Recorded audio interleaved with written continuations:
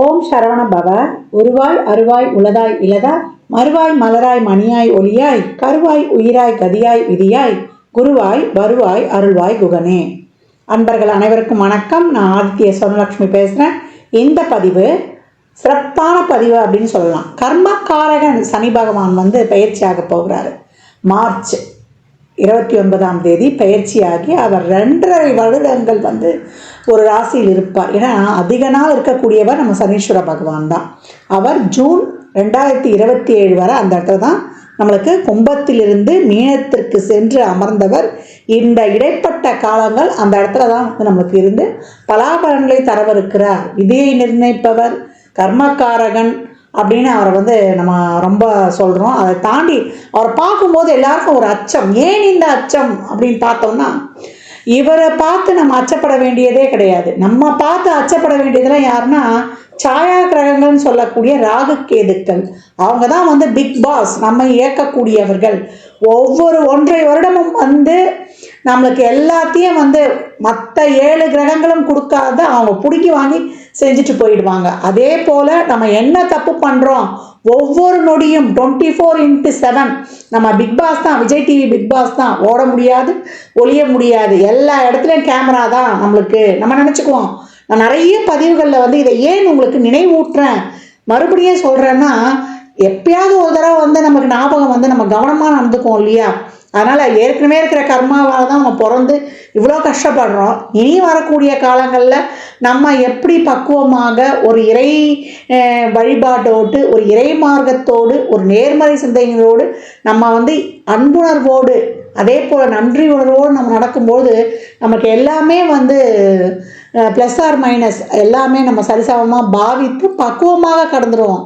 போதும், இந்த கர்மாவை இந்த ஜென்மத்தில் அனுபவித்தது போதும். இனி வரக்கூடிய அடுத்த பிறவிலையாவது நம்ம ஒரு நிம்மதியான வாழ்க்கை வாழணுன்றதுக்கு தான் இந்த இன்ட்ரோலே நான் உங்களுக்கு இவ்வளோ பெரிய விளக்கம் கொடுக்குறேன். அன்பர்கள் அனைவரும் இந்த சனீஸ்வர பகவான் பயிற்சியாகி 12 ராசிக்கும் சிறப்பான பலாபலன்களை தரவிருக்கிறார். ஏன்னா ஒரு 6 ராசி ரொம்ப அருமையாக இருக்கும். ஒரு 6 ராசி கொஞ்சம் கவனமாக நடந்துக்கணும். எப்படிலாம் நம்ம கவனமாக நடந்துக்கலாம், இதை எப்படி நம்ம டேக்கிள் பண்ணிட்டு போகிறது? ஏன்னா சனீஸ்வர பகவானை பொறுத்த வரைக்கும் அவரை மாதிரி நன்மையை தரக்கூடியவரும் இல்லை. அவரை மாதிரி ஒரு கொடுங்கோல் அப்படின்னு சொல்லுவோம் இல்லையா, ஒரு ஹிட்லரை பார்த்துருக்குறோம். நான் அதே போல் நம்ம மகாபாரதத்தில் நமக்கு 2 கேரக்டர் இருக்கு இல்லையா, ஒன்று தர்மர், ஒன்று துரியோதனன். அந்த மாதிரி 2 கேரக்டருமே அவர் பார்த்துருவார். அப்போ சனி கொடுத்தால் தடுப்பவர் எவர்? நல்லதும் அதுவே, கெட்டதும் அதுவே. அவர் எப்படி இருக்காரு?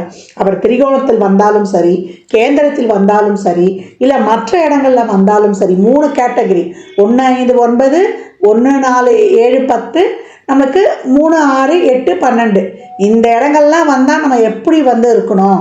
அப்போ 1 5 9 வந்தால் நம்மையும் யாருக்காக வாழ்கிறோமோ நம்ம குலத்தையுமே பாதிக்கும். கேந்திரத்தில் வரும்பொழுது நம்மளுடைய வாழ்வாதாரத்தையே பாதிக்கும். நம்ம யாரை ரொம்ப இது பண்ணுறோமோ அந்த உறவுகளை, அதே போல் நம்மளுக்கு பொருளாதார வகையில் நம்மளை ரொம்ப அன்றாட ஒரு வாழ்க்கையை லீட் பண்ணுறதுக்கு ரொம்ப ஸ்ட்ரகிள் பண்ணுவோம். அடுத்த மற்ற இடங்களில் இருக்கும்பொழுது நம்ம மற்றவங்களோட மிங்கிள் பண்ணி போகிறதையும் மற்றவங்களோட நம்மளுக்கு கிடைக்கக்கூடிய விஷயங்களையும் நம்மளுக்கு தடுக்கும். அப்படின்னு இப்படிலாம் நிறைய விஷயங்கள் இருக்குது. இதை தாண்டி இந்த சனீஸ்வர பகவான் வெறும் இதை மட்டும் நம்ம அப்படியே பிளைண்டாக பார்க்கக்கூடாது. அவர் யாரோட தொடர்பில் இருக்கிறாரு, அவர் எப்படி இருக்கிறாரு, அதை வைத்துத்தான் மற்ற பலன்களை, நம்ம பிறப்பு ஜாதகம் தான் நமக்கு முழுமையான துல்லியமான பலன்களை கொடுக்கும்.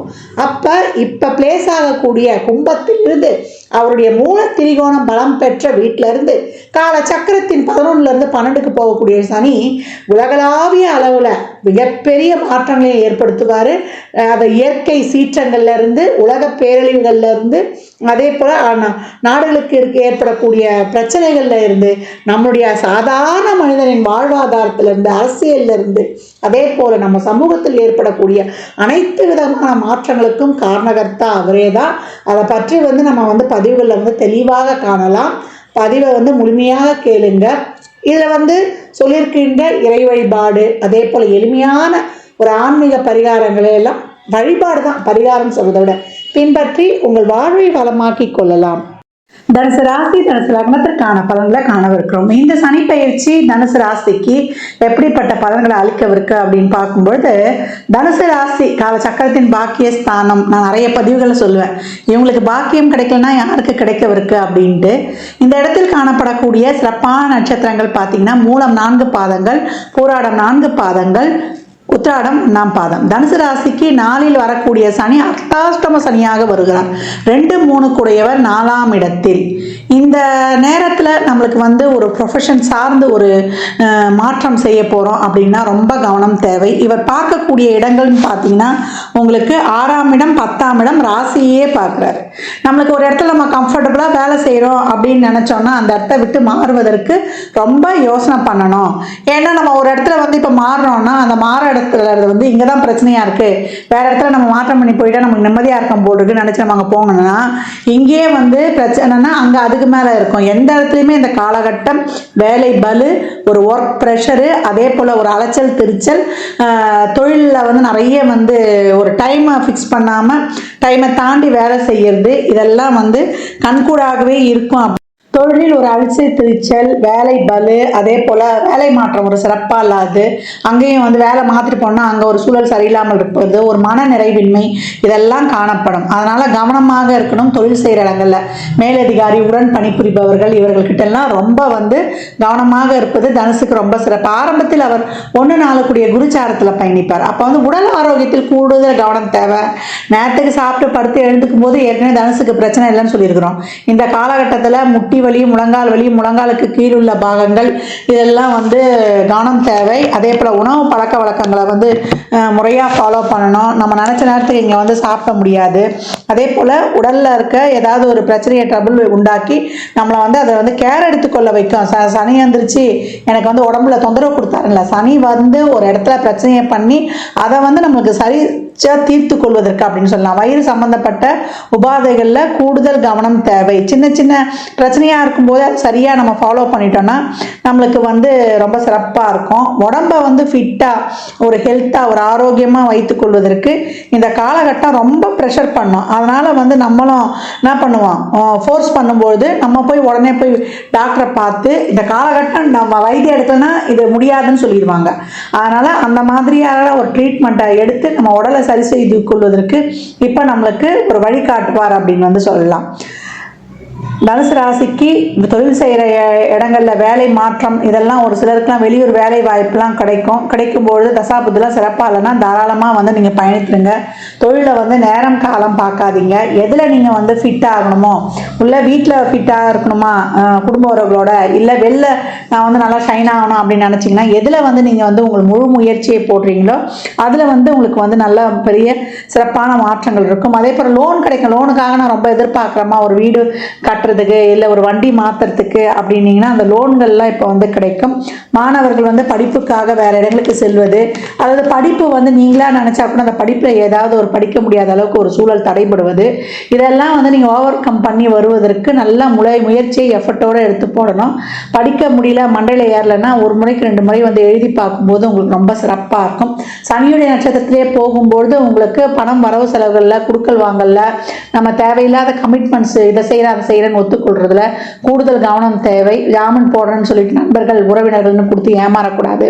அதே போல் சகோதர உறவுகள், அக்கம் பக்கம், நம்ம கம்யூனிகேஷனில் நம்ம ஷேர் பண்ணுற விஷயங்களில் கொஞ்சம் கூடுதல் கவனம் இருப்பது ரொம்ப சிறப்பு அப்படின்னு வந்து சொல்லியாச்சு. இந்த காலகட்டம் நமக்கு இருக்கிற இடத்துல, நான் ஏற்கனவே சொன்ன மாதிரி தான், இருக்கிற இடத்துல எல்லாம் இருக்குது, குடும்பத்திலையும் ஒரு வகையில் ஏதோ ஸ்மூத்தாக போகுதுன்னா அதையெல்லாம் எதுவும் மாற்றாதீங்க, கடந்து வந்துருங்க. அதே போல் 7-10 கூடிய புதனுடைய சாரத்தில் நமக்கு பயணிக்கும்பொழுது குடும்ப உறவுகளில் கொஞ்சம் கூடுதல் கவனம் எடுத்துக்கொள்வது ரொம்ப சிறப்பு. கணவன் மனைவி இருவரும் கலந்து ஆலோசனை செய்து நீங்கள் வந்து முயற்சிகளை எடுப்பதோ, இல்லை கலக்கரத்தின் உடல்நலையில் வந்து கொஞ்சம் கூடுதல் கவனம் வைத்துக் கொள்வதோ உங்களால் பிரச்சனை வராது. வெளியில் இருப்பவர்களால், முகம் தெரியாத நபர்களால் பிரச்சனைகள் வருவதற்கு வாய்ப்பு இருக்குது அப்படின்னு வந்து சொல்லலாம்.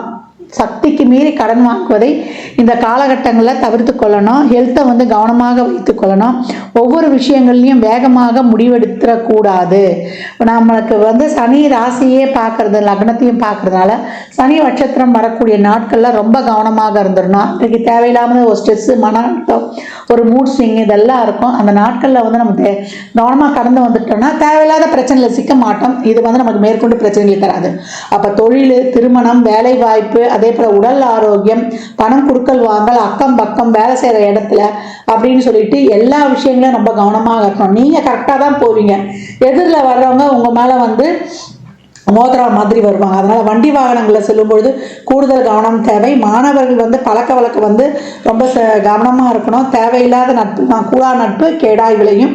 வண்டி வாகனங்கள்லையும் உங்களுடைய வித்தைகளை காட்டாமல் இருப்பது ரொம்ப சிறப்பு அப்படின்னு வந்து சொல்லியாச்சு. சகோதர உறவுகளுக்கிடையே நிறைய விட்டு கொடுத்து போவது தனுசுக்கு ரொம்ப சிறப்பு.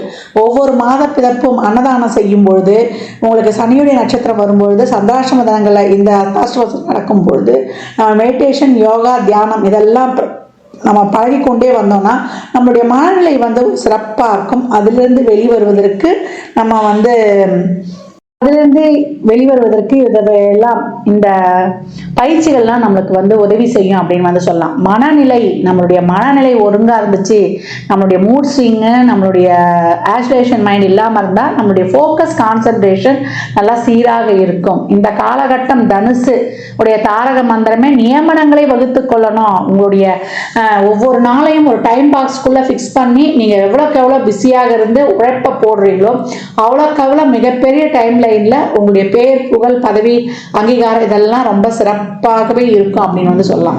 உங்கள் முயற்சிகள் தான் இதுல வந்து கை கொடுக்கும். ஏன்னா உங்களுக்கு மே மாதத்துக்கு பிறகு உங்களுக்கு குரு பயிற்சியும் ஆவாரு. அதனால உங்களுக்கு எல்லா சூழலையும் கடந்து வரக்கூடிய ஒரு பக்குவத்தை அவர் சிறப்பாக தந்துடுவார். தனுசு ராசி லக்னக்கார அன்பர்களுக்கு என் மனமார்ந்த வாழ்த்துக்களை தெரிவித்துக் கொள்கிறேன். 12 ராசியினருக்கும் இந்த சனி பயிற்சி பலன்கள் வந்து சொல்லியிருக்குது. இந்த சனி பயிற்சி பலன்களை எப்படி எடுத்துக்கணும்னா, இப்போ உங்களுக்கு சனி தசாவோ சனி புத்தியோ நடக்குது, இல்லை சனி எந்த ஸ்தானங்களில் உட்கார்ந்துருக்காரு, பெரும்பாலும் 10, 11 அப்படி உட்கார்ந்துருக்காரு, இல்லை 3, 6 ஸ்தானங்களில் உட்கார்ந்துருக்காரு, உங்கள் லக்னம் ராசிக்கு ஒரு சிறப்பான இடத்துல அமர்ந்திருக்காரு அப்படின்னும் போது நீங்கள் வந்து கொஞ்சம் வந்து பாசிட்டிவாகவே எடுத்துக்கலாம். சனியோட வந்து ஒரு சுக்கிரனோ, ஒரு புதனோ, ஒரு குருவோ இருந்தால் உங்களுக்கு அதிக அளவு சாதகமற்ற பலன்கள் நடக்காது. ஒரு ராகு, கேது, சூரியன், செவ்வாய் இவங்க இருந்தாங்கன்னா அவங்க கொஞ்சம் கவனமாக இருக்கணும். இதே ஒரு சனி தசா, ராகு புத்தி, கேது புத்தி, சூரிய புத்தி, சந்திர புத்தி இதெல்லாம் நடக்குது அப்படின்னும் பொழுது பகைகளோடு இருந்து அவர் தசை நடத்துறாரு, அவர் இருக்கக்கூடிய ஸ்தானங்களும் சிறப்பு இல்லைன்னா நீங்கள் வந்து ரொம்ப கவனமாக இருக்கணும் அப்படின்னு வந்து எடுத்துக்கலாம். இதே ஒரு சுக்கிர தசா, குரு தசா, ஒரு புதன் தசா நடக்குதுன்னா நீங்க கொஞ்சம் வந்து கடந்து வந்துடலாம் அப்படின்னு வந்து சொல்லலாம். எல்லா சூழல்ல இருக்கிறவங்களும் இந்த காலகட்டம் வந்து ஒரு பிரச்சனையை சந்தித்து தான் நம்ம வந்து ஒரு நன்மையும் எதிர்பார்ப்போம். ஒரு லெசன் எடுத்துருவாரு. ஒரு சனி பகவான் வராருனாலே அந்த பாவத்தை நம்மளை சரி பண்ணி கொடுக்கணும். அப்ப நீங்க வந்து எதுலேயும் உங்களுக்கு பிரச்சனை இருக்கா, உங்க உடல் ஆரோக்கியத்துல பிரச்சனை இருக்கா, இல்லை உங்க லைஃப்ல பிரச்சனை இருக்கா, உங்க குடும்பத்துல பிரச்சனை இருக்கா, உங்களுடைய உறவு முறையில பிரச்சனை இருக்கா, நீங்க போற வழியில உங்களுடைய சிந்தனையில உங்க சிந்தனை தெளிவில்லாம இருக்கா, உங்க தொழில பிரச்சனை இருக்கா, அதே போல நீங்க சமூகத்துக்கு சமுதாயத்துல இருக்கான்னு எல்லாத்துலயும் இருக்கக்கூடிய பிரச்சனைகளை சுட்டி காட்டி அதை வந்து நீங்க இந்த காலகட்டம் அதை வந்து சரிப்படுத்திக் கொள்வதற்காக தான் வந்து நம்மளுக்கு இவர் இந்த 7 சனி காலகட்டங்கள்ல வர்றாரு. இந்த கர்மாக்களை வந்து நம்ம அனுபவித்துறணும். இதை வந்து நம்ம அனுபவிக்கணும்னு வச்சுக்கோங்களேன். நான் ஏற்கனவே பதிவுகளை சொன்ன மாதிரி நம்ம அடுத்த ஜெனரேஷனுக்கு வந்து நம்ம கடத்திருவோம். இப்ப வரக்கூடிய இந்த 7 சனியில நம்ம ஏன் கண்டு நடுங்குறோம், நம்ம என்னென்ன தப்பு பண்றோம், ஒவ்வொரு வினாடியும் ஒவ்வொரு நொடியும் இந்த ஜென்மத்துல பண்றது அடுத்த ஜென்மத்துல 2, 6, 10 வந்துடும். நம்ம போன ஜென்மத்துல செய்ததுதான் இந்த காலகட்டத்துல 4, 8, 12 ஸ்தானங்களை இருந்து நம்மளுக்கு வந்து பலன்களை கொடுக்க போகுது. அதனால 7 சனி வந்துருச்சுன்னு யாரும் கவலைப்படவே வேண்டாம். அந்த மாதிரி சனி புத்தி தசா நடப்பவர்கள் மட்டுமே கொஞ்சம் அதிகப்படியாக கவனமாக இருக்கணும்ன்றதையும் மேல் சொன்ன பதிவுகளில் இருந்து தெரிந்து கொள்ளுங்க. இந்த காலகட்டம் நிறைய சிவ வழிபாடு பண்ணுங்க. அதே போல சனீஸ்வர பகவான், புகழ்பெற்ற சனீஸ்வர பகவான்களான திருநள்ளாறு, திருக்கள்ளிக்காடு, குச்சானூருக்கெல்லாம் சென்று வாங்க. அங்க போனாலும் வெறும் சனீஸ்வர பகவானை மட்டும் வழிபடக்கூடாது, அங்க இருக்கக்கூடிய சிவனை வழிபடணும். இந்த காலகட்டம் சிவ வழிபாடு தான் ரொம்ப சிறந்தது. ஆரோக்கிய குறைபாடு இருக்கா, சிவனுக்கு பிரதோஷத்திலேயோ இல்லை அமாவாசையிலேயோ இல்லை அஷ்டமி நாட்களில் பைரவருக்கோ நீங்கள் வந்து விபூதி அபிஷேகம் வாங்கி கொடுப்பது, செல்வ செழிப்புக்கு சந்தனத்தை வாங்கி கொடுப்பது, தோஷங்கள் இருக்குது போகணும் அப்படின்னா பால் வாங்கி கொடுப்பது, அதே போல் நிறைய வந்து உங்களுக்கு அருகம்புல் வாங்கி விநாயகரை வழிபடுவது. விநாயகர் வழிபாடு தொடர்ந்து பண்ணணும். ஏன்னா சித்தி புத்தி, அதாவது சிந்தனையையும் கொடுத்து புத்தியையும் கொடுத்து வெற்றியையும் கொடுத்துருவார். சிந்தனை தெளிவை கொடுத்து நல்ல அறிவை கொடுத்து வெற்றியையும் வந்து அவர் வந்து கொடுத்துருவாரு அப்படின்னு வந்து சொல்லலாம். இந்த சனி பயிற்சியில் அடித்தட்டு மக்கள் துப்புரவு பணியாளர்கள், அவங்க தூய்மை பணியாளர்கள், அந்த தூய்மை பணி செய்பவர்களுக்கு உங்களால் இயன்ற அன்னதானங்களை நிறைய செய்யுங்க. மாற்றுத்திறனாளிகளுக்கு நம்மளுக்கு வந்து அவங்களுடைய வாழ்வாதாரத்திற்கு நீங்கள் உதவும் பொழுது, அன்னதானம் செய்யும் பொழுது நீங்கள் ஒரு ஃபுல் மீல்ஸும் வாங்கி கொடுக்கலாம். இல்லை சித்திரான்னங்கள் சொல்லக்கூடிய நம்ம வந்து தயிர் சாதம், புளி சாதம் இந்த மாதிரி அன்னதானம் பண்ணும்போது எலுமிச்சங்காய் ஊறுகாவோட கொடுக்கணும்.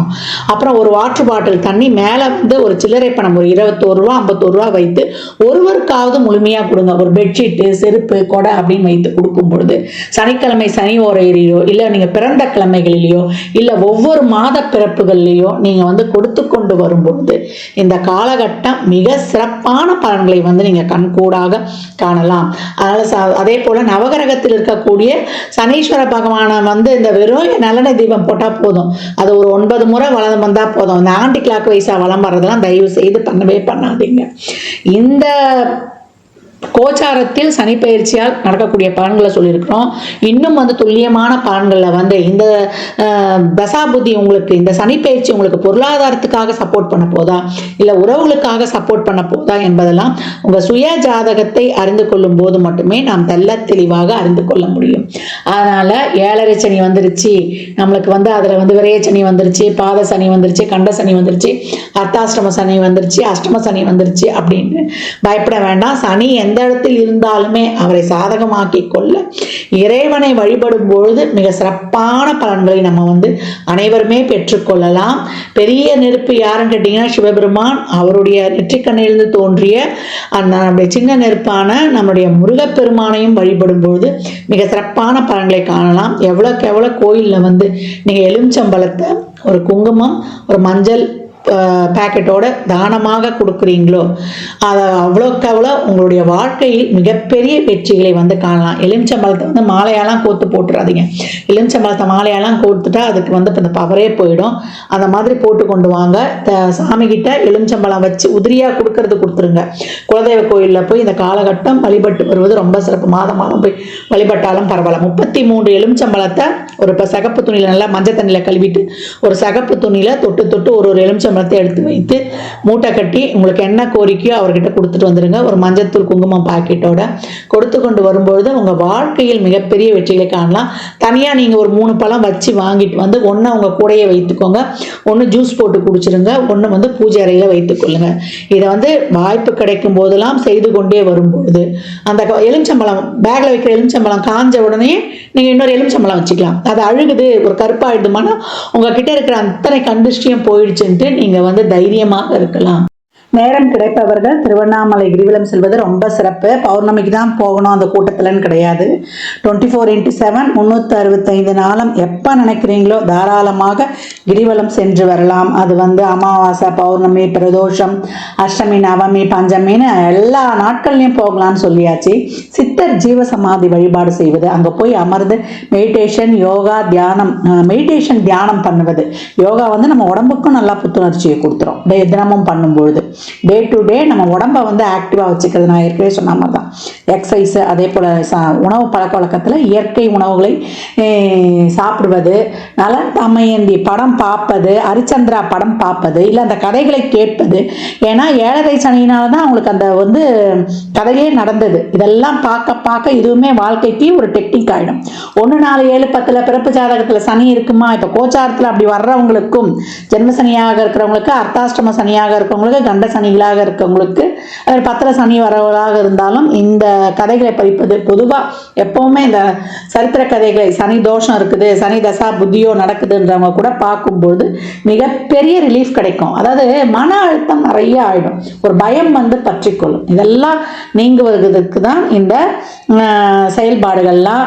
இல்லை எல்லா விதமான செயல்பாடும் சொல்லியிருக்கிறேன். யார் யாரால என்னென்ன முடியுமோ தாராளமாக பின்பற்றுங்க.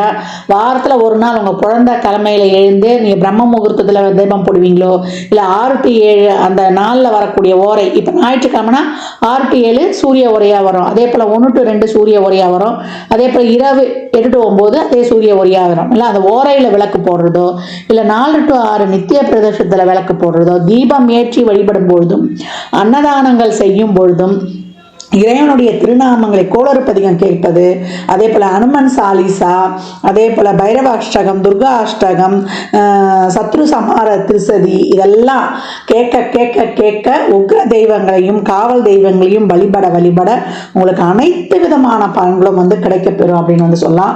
பதிவு பெரிய பதிவாக தான் கொடுத்துருக்குறேன். இதை பொறுமையாக பாருங்கள்.